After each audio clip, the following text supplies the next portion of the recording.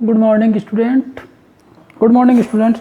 आज अपने 12th agriculture class का चैप्टर नंबर 4 चल रहा था आयन विनिमय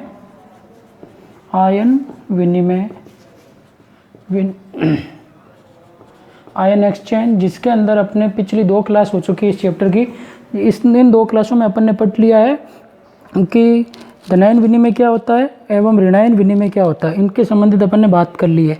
जिसके अंदर फर्स्ट क्लास में तो अपन ने धनायन विनिमय के बारे में पढ़ा था कि धनायन विनिमय की परिभाषा पढ़ी, ये किन किन के मध्य होता है। इसके अलावा धनायन विनिमय किन किन के मध्य होता है एवं धनायन विनिमय से संबंधित क्या क्या है, इसके एग्जाम्पल पढ़ लिए थे कि धनायन विनिमय किस प्रकार साधारण मृदा में किस प्रकार से होता है, अम्लीय मृदा में किस प्रकार से होता है। एक इसकी क्रियाविधि भी पढ़ी थी अपन ने, जिसका सिद्धांत था आपके आयन विनिमय का विद्युत गतिकी सिद्धांत है ना।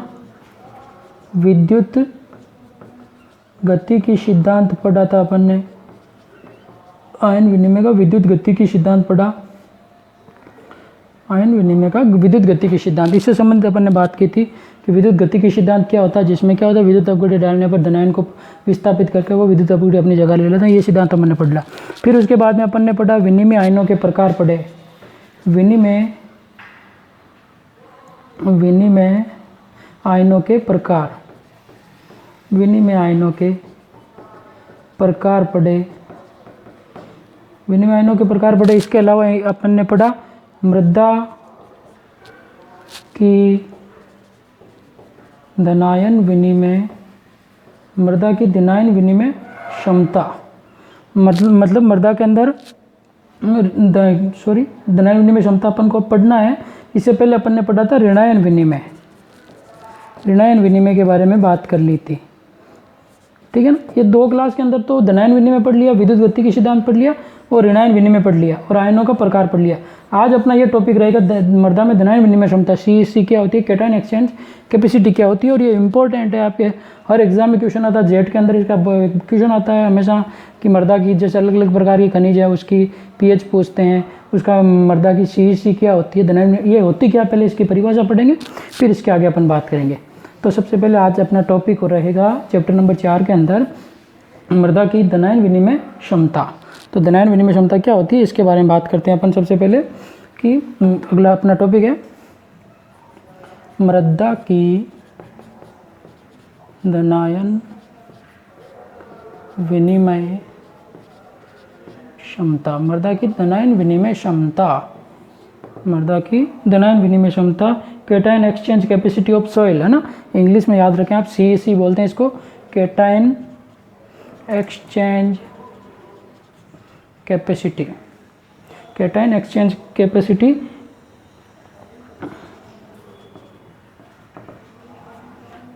Cation exchange capacity of soil, मृदा की धनायन विनिमय क्षमता, जिसके अंदर कैपेसिटी धनायन विनिमय क्षमता। तो ये होता है कि धनायन विनिमय क्षमता को कहते हैं किसे, इंग्लिश शॉर्ट में इसको कहते हैं CEC, ये भी ध्यान रखें। सीधा CEC भी पूछ लेते हैं आप ढूंढोगे कि CEC कहते हैं किसे।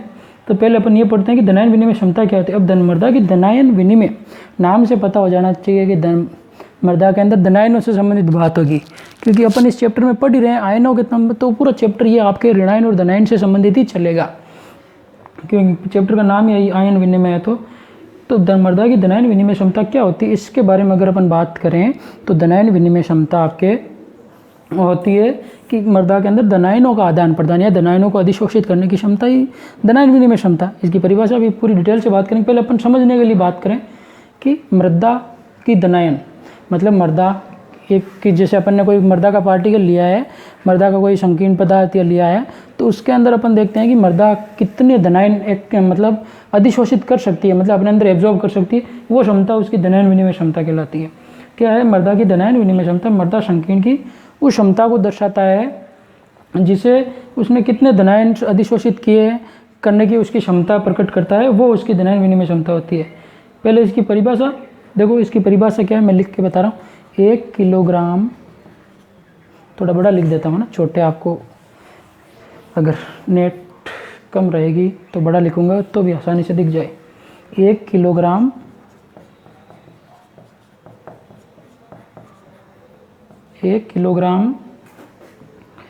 शुष्क मृदा 1 किलोग्राम शुष्क मृदा द्वारा अधिशोषित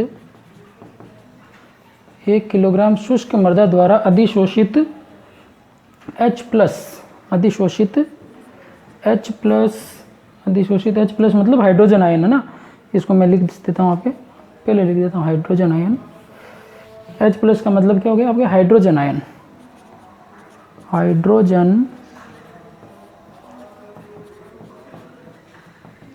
H+ हाइड्रोजन आयन अथवा इसके समतुल्य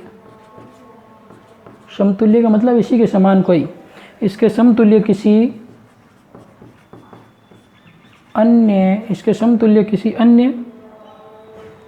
धनायन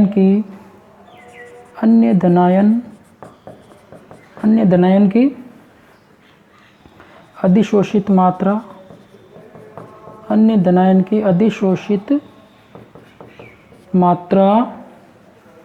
उस मृदा की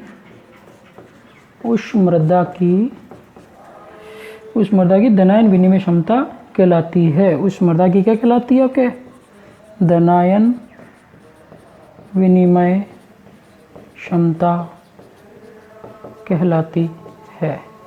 आगे बात समझ में क्या हुई कि अपन ने 1 किलोग्राम आपने शुष्क मृदा ली, कोई एक मृदा ली 1 किलोग्राम, उस मृदा के द्वारा कितने हाइड्रोजन आयन अधिशोषित किए गए, उस मृदा के द्वारा 1 किलोग्राम मृदा के द्वारा कितने हाइड्रोजन आयन अधिशोषित किए गए, अथवा इसके समतुल्य किसी अन्य धनायन की अधिशोषित की मात्रा, मतलब इसी के समान कोई दूसरा धनायन है, उसकी अधिशोषित की मात्रा उस मृदा की क्या कहलाएगी आपके, धनायन विनिमय क्षमता। मतलब क्या हुई, 1 किलोग्राम मृदा के द्वारा कितने हाइड्रोजन आयन या कितने धनायन अधिशोषित किए गए, वो उस मृदा की धनायन विनिमय क्षमता होगी। अपन एग्जाम्पल भी लेंगे कि इस मृदा की इतनी धनायन विनिमय क्षमता होती है, इस मृदा की इतनी धनायन विनिमय क्षमता होती है।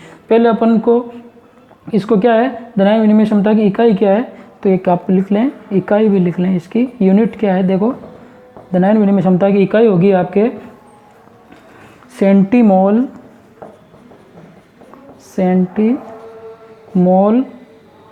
प्रति किलोग्राम।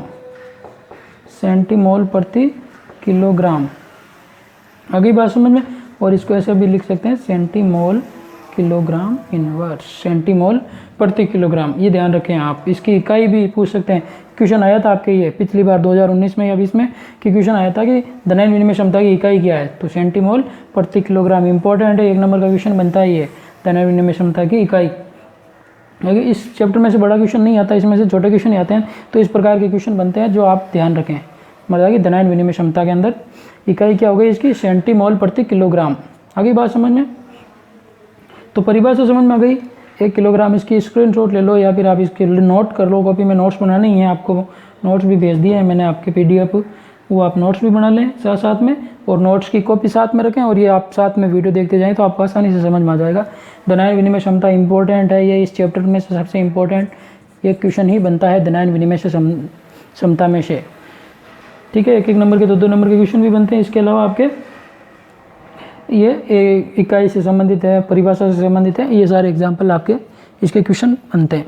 तो मृदा की धनायन विनिमय क्षमता की परिभाषा हो गई आपके कि 1 किलोग्राम मृदा द्वारा कितने धनायन अधिशोषित किए गए, और जिस मृदा की जितनी अधिक धनायन विनिमय क्षमता होती है ना, वो जितनी धनायन विनिमय क्षमता होती है वह उतना ही अधिक धनायन धारण कर सकता है, और धनायनों को धारण करने की क्षमता ही मृदा में क्या होती है, सब मृदाओं में अलग अलग होती है। मिटा दूँ ये परिभाषा।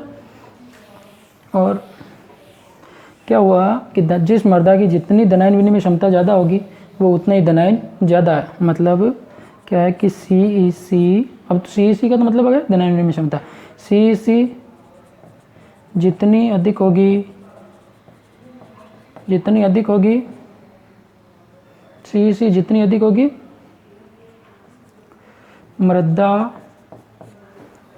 उतने ही अधिक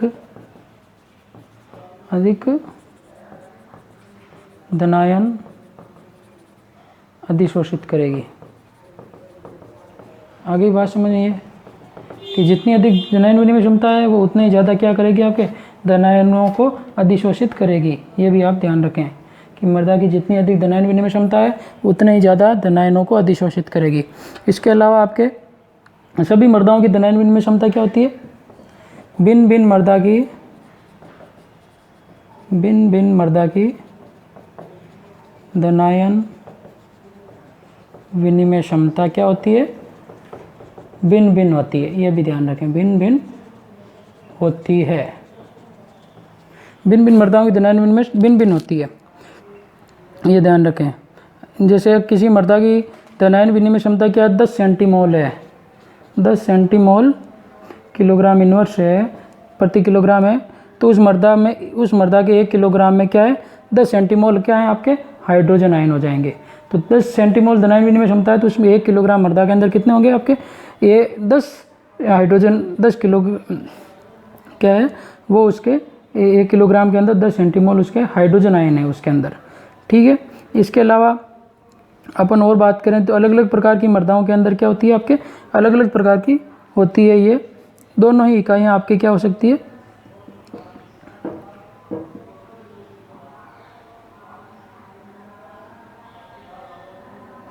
अब अपन बात करते हैं, एक सारणी की बात करता हूँ मैं। जैसे मृदा क्ले या ह्यूमस की धनायन विनिमय क्षमता कितनी होती है, तो उसके बारे में बात करते हैं। जैसे अपन ने पिछले चैप्टर में बात की कि कैओलिनाइट, इलाइट, मोंटमोरिलोनाइट जो प्रकार की खनिज थे, इनकी धनायन विनिमय क्षमता कितनी होती है, ये आपके क्वेश्चन बनता है और इम्पोर्टेंट सारणी है, वो मैं आपको लिखवा रहा हूँ। देखें आप एक बार, ये मिटा देता हूँ। धनायन विनिमय क्षमता अपन बात करते हैं कि इम्पोर्टेंट एक सारणी की बात कर रहा हूँ मैं, जो आपके सिलेबस के अकॉर्डिंग और एग्ज़ाम के अकॉर्डिंग इम्पोर्टेंट है, उसकी बात करें अपन। तो सबसे पहले आपके सारणी बना दे रहा हूँ मैं आपके। एक तरफ तो आपके आ जाएंगे ये खनिज या मृदा, और उसके दूसरी तरफ आ जाएंगे आपके धनायन विनिमय क्षमता। धनायन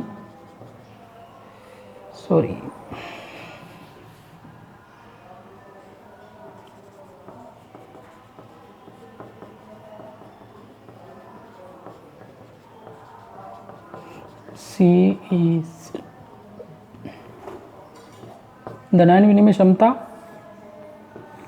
और इस तरफ आ जाएगी आपके मृदा।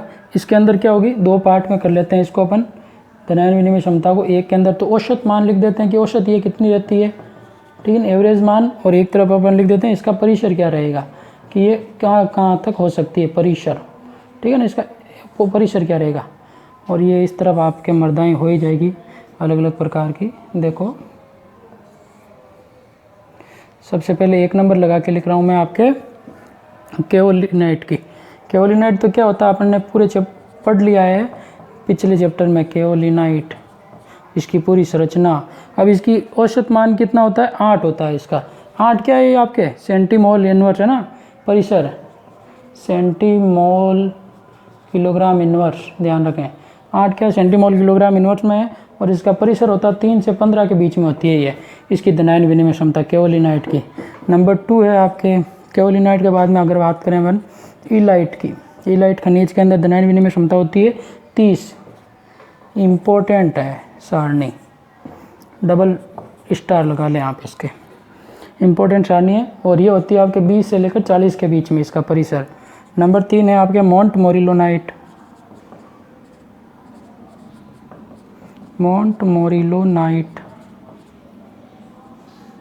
मोंटमोरिलोनाइट इसकी आपके औसत मान होता है आपके 80, और इसके अंदर होता है आपकी इसकी धनायन विनिमय क्षमता होती है 60 से 20 से लेकर 100 के बीच में। फिर इसके बाद में अगला नंबर 4 वर्मिकुलाइट। वर्मिकुलाइट, यह भी एक प्रकार का खनिज है, ठीक है ना, मोंटमोरिलोनाइट के अकॉर्डिंग ही वर्मिकुलाइट इसकी आपके धनायन विनिमय क्षमता हो जाएगी 150, इसका एवरेज मान है, और ये आपके 100 से लेकर 200 के मध्य होती है। फिर आपके नंबर 5 वर्मिकुलाइट के अलावा आपके क्लोराइट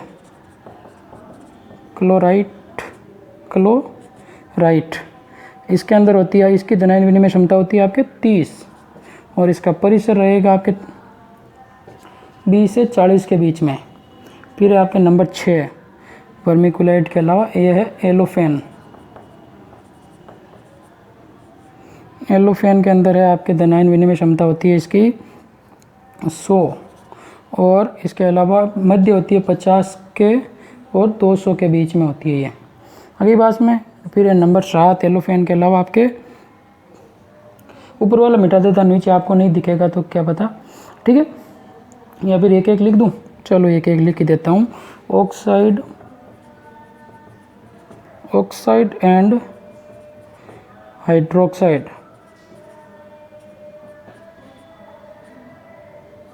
ऑक्साइड एवं हाइड्रोक्साइड, इसकी धनायन विनिमय क्षमता होती है आपके 4 और ये होती है परिसर होता है 3 से लेकर 10 के बीच में, 3 से लेकर 10 सेंटीमोल पर किलोग्राम इनवर्स इसके बीच में होती है ये। तो केओलिनाइट की हो गई आपके कितनी 8 से लेकर, औसत मान होता है इसका 8 और इसका परिसर होता है 3 से लेकर 15 सेंटीमोल के बीच, सेंटीमोल किलोग्राम प्रति किलोग्राम। और इलाइट की होती है आपके कितनी 30, औसत मान होता है और 20 से 40 के बीच में। मॉन्ट मोरिलोनाइट की हो गई आपके 80, 60 और 100 के बीच में। वर्मिकुलाइट की हो गई आपके 150 से लेकर 150 और 100 और 200 के बीच में। क्लोराइड की हो गई आपके 30, 20 और 40 के बीच में। एलोफेन की हो गई आपके 100, 50 और 200 के बीच में। और ऑक्साइड एवं हाइड्रोक्साइड की होगी आपके 4, जो 3 और 10 के बीच में इसका परिसर रहता है। तो ये आपको इंपॉर्टेंट सारणी मैंने बता दी है कि इंपॉर्टेंट है, ये लिख लें, याद कर लें, एग्जाम के निश्चित रूप से इसमें से क्वेश्चन आता है कि इलाइट की धनायन विनिमय क्षमता कैसे होती है, 1 नंबर का या 2 नंबर का। 1 से लेकर 12 नंबर तक आपके 1-1 नंबर के क्वेश्चन आते हैं, जो आपके ऐसे ही क्वेश्चन बनते हैं। एलोफेन की धनायन विनिमय क्षमता कितनी होती है, तो आपको लिखना पड़ेगा 50 से 200 के बीच में। इसके अलावा इसका औसत मान होता है 100, ठीक है। एक और बचा है जिसका मैं आपको बताता हूँ, ह्यूमस की धनायन विनिमय क्षमता। वैसे तो आपको पता है ह्यूमस की, तो मैंने आपको पहले ही बता दी है कि ह्यूमस की धनायन विनिमय क्षमता अपन ने पहले पढ़ ली है ना, जब ह्यूमस पढ़ा था उसी समय, है ना। तो ह्यूमस की आपके धनायन विनिमय क्षमता होती है, कितनी होती है, याद होगा सभी को। धनायन विनिमय क्षमता परिसर होता है 100 से लेकर 300 के बीच में, बात की थी अपन ने चैप्टर नंबर 2 के अंदर, जीवांश पदार्थ वाले के अंदर। और ये 200, औसत मान इसका 200 होता है। फिजिकल प्रॉपर्टी के अंदर, केमिकल प्रॉपर्टी के अंदर, ये सारी चीज़ें ह्यूमस के बारे में पूरी डिटेल से बात की है ना। ह्यूमस कहते हैं किसे, इसके बारे में ही, काले भूरे रंग का क्रिस्टलीय कोलोइडी पदार्थ होता है जिसे अपन ह्यूमस कहते हैं। मृदा एवं जीवांश पदार्थों से मिलकर बनता है ना। तो इस सारणी आपके इम्पोर्टेंट रहेगी, इसको आप समझ लें और याद कर लें, बहुत ही आपके इम्पोर्टेंट रहेगी। अगर आपको ये ऑक्साइड और हाइड्रोक्साइड नाम नहीं दिख रहा ना, एक बार मैं इसको भी ऊपर लिख देता हूँ, मिटा दूँ ये सारी चीज़ें।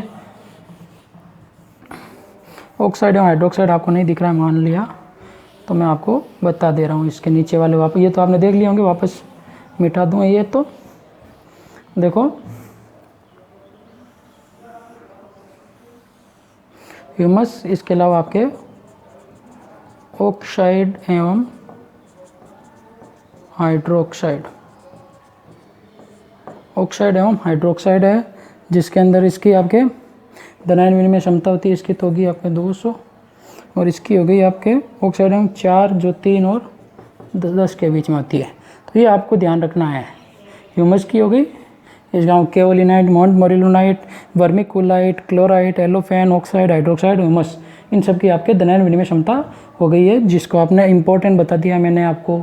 ये सारी चीज़ें एग्ज़ाम के अंदर क्वेश्चन बनता है। अब अपन इसकी धनायन विनिमय क्षमता को प्रभावित करने वाले कारकों के बारे में पढ़ लेते हैं, फिर उसके बाद में इसके उपयोग के बारे में पढ़ेंगे।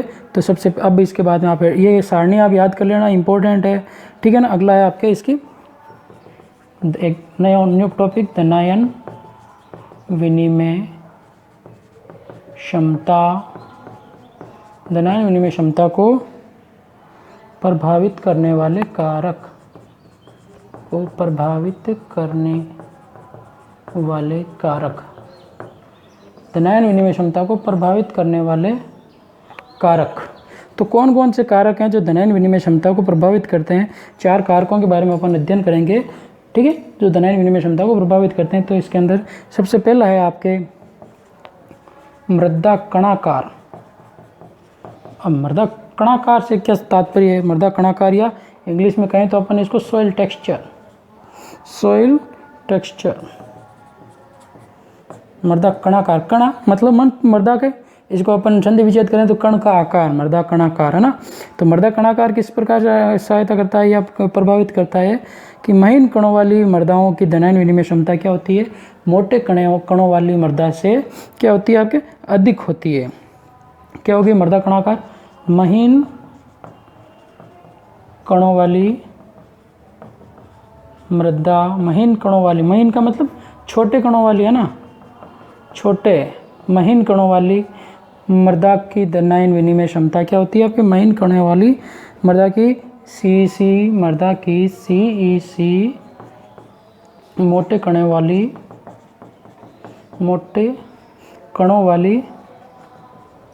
मृदा से की सीईसी अधिक होती है। आगे बात समझ में कि महीन कणों वाली मृदा की सीईसी मोटे कणों वाली मृदा से क्या होती है आपके, अधिक होती है। ये बात ध्यान रखें कि छोटे कणों वाली मृदा की सीईसी अधिक होती है। इसके अंदर से क्वेश्चन आया था आपके, किसके अंदर, 2019 के अंदर क्वेश्चन आया हुआ है आपके, इसी में से मृदा कणाकार में से क्वेश्चन बना हुआ है। देखो क्या क्वेश्चन बना था वो आपको बता रहा हूँ। 2019 के अंदर बना था कि बलुई दोमट मृदा की सीईसी कितनी होती है। अब आप ढूंढोगे कि बलुई मृदा की तो कहाँ है, तो इसके गुण के अंदर दिया हुआ है आपके कि बलुई दोमट मृदा, बलुई बड़ा लिख रहा हूँ ना, बलुई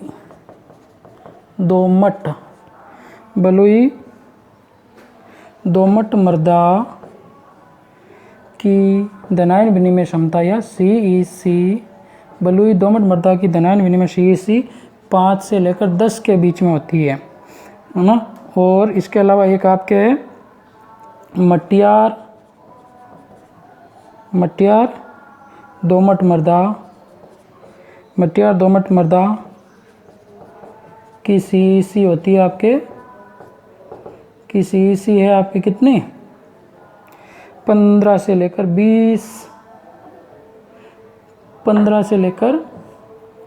20 के मध्य सेंटीमोल किलोग्राम इनवर्स सेंटीमोल। इस इकाई लिखना ना भूलें। इकाई लिख दी कि नहीं लिखी तो आपके क्वेश्चन में, जैसे आप गणित के यूनिट नहीं लिखते हो तो नंबर कटते थे पहले 10th क्लास में पढ़ा होगा आपने, उसी प्रकार अगर इसकी इकाई नहीं लिखोगे तो ये आपके क्या है, 5 से 10 क्या हो सकता है, कितना भी, कुछ भी हो सकता है ना, तो इकाई लिखना जरूरी है।